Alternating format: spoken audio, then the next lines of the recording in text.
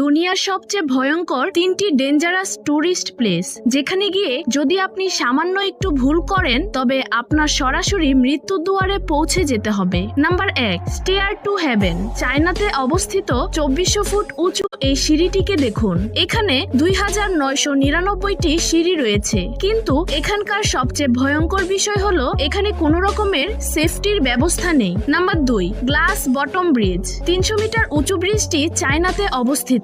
যখন আপনি এই ব্রিজটির উপর দিয়ে হেঁটে যাবেন তখন আপনার মনে হবে আপনি যেন বাতাসে হাঁটছেন। ব্রিজটি সত্যিই খুব ভয়ানক, কারণ তীব্র বাতাসের কারণে কাচের ব্রিজটি সবসময় দুলতে থাকে। Number 3, Buddha's hand. এই স্থানটিতে কেবলমাত্র সেই উঠতে পারে যার উঁচুতে কোনো ভয় লাগে না। এখানে গিয়ে আপনি প্রকৃতির অপরূপ সৌন্দর্য দেখতে পাবেন, কিন্তু এই হাতে কোনো রকমের সেফটির ব্যবস্থা নেই। কেবলমাত্র নিচে ছোট্ট একটি নেট লাগানো রয়েছে।